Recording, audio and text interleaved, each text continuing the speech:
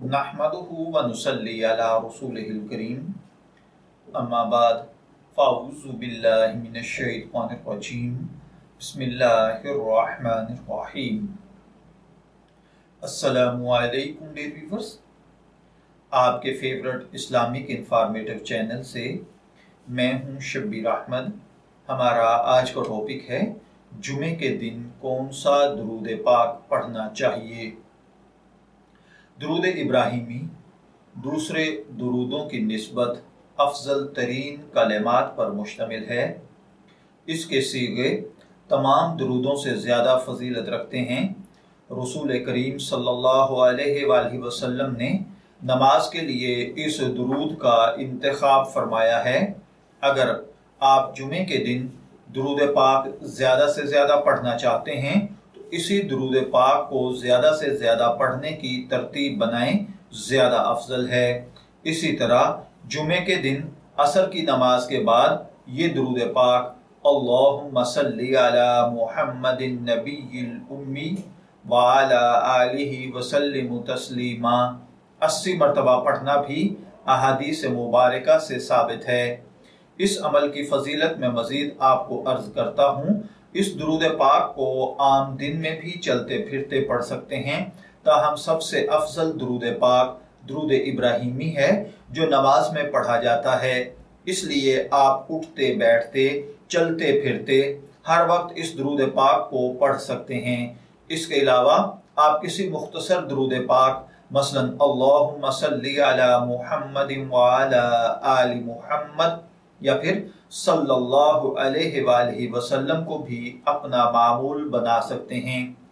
जुमे के दिन बादज नमाज असर 80 मरतबा पढ़ने वाले दुरूद पाक की फजीलत और सबूत ये है कि रसूल अल्लाह सल्लल्लाहु अलैहि वसल्लम की खिदमत मुबारका में सलातो सलाम पेश करना अफजल तरीन इबादत और दरबार खुदाबंदी में कुर्ब का बेहतरीन जरिया है।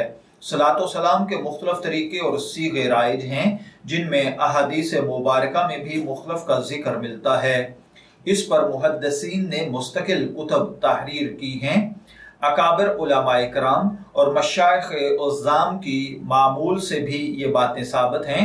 हजरत शेखुल हदीस हजरत मौलाना मोहम्मद ज़करिया महाजिर मदनी रहमतुल्लाह अलैह ने फ़ज़ाइल दुरूद पाक में नकल किया है और अक्सर इस किताब के हवाले से इसको जिक्र किया जाता है, जिसका मफहूम ये है कि हजरत अब्दुर्रहमान कहते हैं कि मुझसे काब ने बयान किया है कि मैं तुम्हें ऐसा तोहफा ना दूं जिसे मैंने रसूलुल्लाह सल्लल्लाहु अलैहि वसल्लम से सुना है। मैंने अर्ज किया जरूर दीजिए। उन्होंने कहा हमने रसूलुल्लाह सल्लल्लाहु अलैहि वसल्लम से सवाल किया, या रसूलुल्लाह सल्लल्लाहु अलैहि वसल्लम आप पर यानी अहले बैत पर हम किस तरह दुरूद पढ़ें, क्योंकि अल्लाह ताला ने हमें ये तो बता दिया है कि आप सल्लल्लाहु अलैहि वसल्लम पर कैसे सलाम पढ़ें।